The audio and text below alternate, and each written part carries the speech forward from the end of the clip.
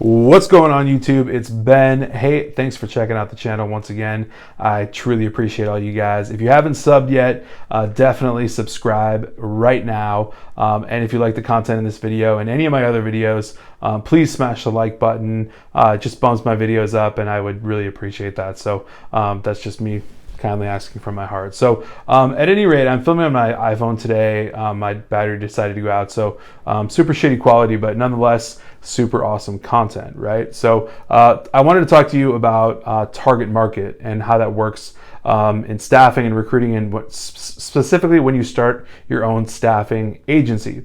So you can go after pretty much anything. You can staff for basically doctors, lawyers, CPAs, forklift drivers, teachers. I mean, you can literally staff for anything. But what do you actually want to staff for, and what's actually going to make you money staffing for? That's the real question. So a lot of people get this totally wrong when they start off and they first start and they jump into it and they're like, oh, well, shoot, I live by a big, school district and I'm going to start staffing for teachers. Well, logically that would make sense, if you're just thinking about it with your basic brain. But once you put your thinking cap on, you would say, that's a little bit odd. It's a government entity and it's a little bit of red tape.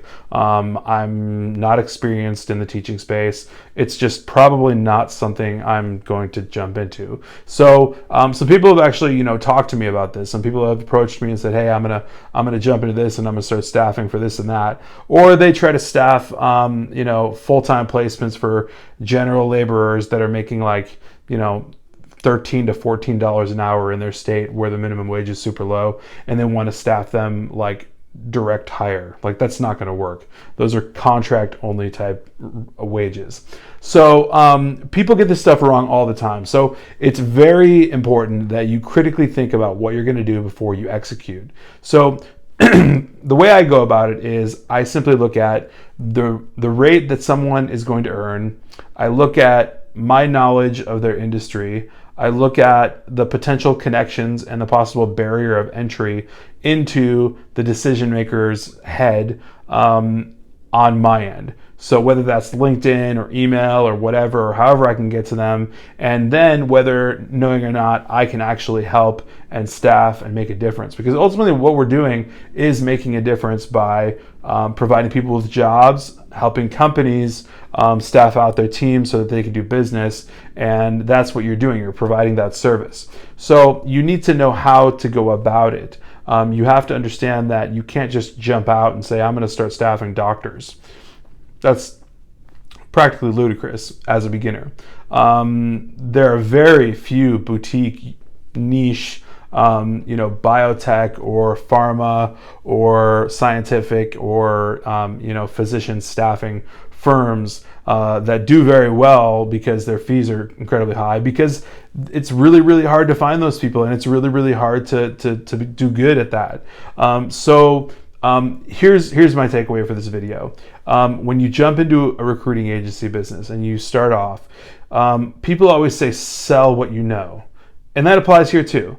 So really what you want to look at is, what do you know? What industries have you worked in? What do you know like the back of your hand? Like, I worked in sales for about 4 years. Cold call sales, SaaS sales, software, advertising, marketing, all of it. And I have really good people skills with customer service, those types of positions, customer success, sales management, sales representatives, sales development representatives, things like that. And so that's one thing that I latched onto, grabbed a couple clients in that space.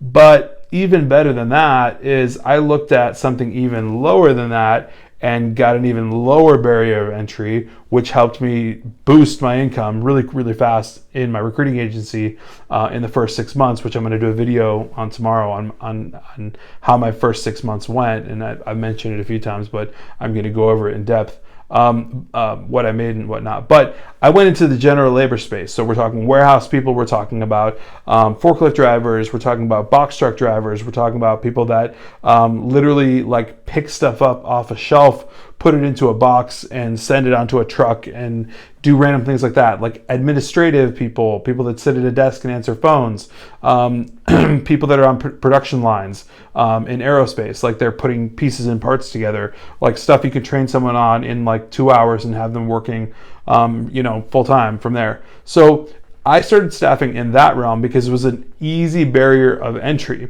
And so I'm all about that because, again, it's closest to the money, which I preach all the time.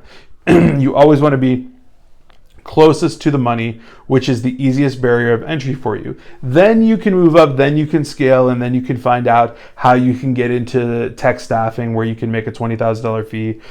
Then you can get into, med tech in 5 years where you can make a $100,000 fee on a placement and things like that. But don't shoot for the moon. This is not a time for a moonshot, okay? You're starting a recruiting agency, you're trying to get clients, and you want to get cash flow. Business is always about cash flow. So keep that in back of mind. You always need to understand that your clients are going to provide you with cash flow. You need to get as many clients as you can right off the bat. You need to get as many job orders as you can right off the bat. How do you do that? Easy barrier of entry. Find an industry that staffs a lot of the same types of people. Find an industry that staffs them frequently, and find one that pays quick. And that's general labor. That's a general labor space. So pick your target market intently and do it intelligently, and make sure that you're going after the right stuff, because otherwise you're going to be chasing your tail for a while and kind of wasting your time. I was talking to some people recently who inquired on my page, and they hit me up on LinkedIn, and they were telling me kind of the stuff they were going after and what they were doing, and I was like, well, you're not going to land that Fortune 100 company. You don't even have a website yet. I mean, it's just like, why are you even thinking about that? You have to think realistically. And I've made a couple of videos about things like this, but don't lie to yourself. Understand that you're not going to grab Walmart as your client day one. You really need to go for those warehouses, production facilities, those general sales positions, stuff like that. Find the companies that have those positions available and open. Get in touch with the managers there and see if that you can make those your clients and make that your first money. Stay closest to the money, and then the money will rise. So that's my Saturday video for you guys today. I'll definitely catch you on Sunday on my Canon, which will be much better quality. But that's it for today. So peace.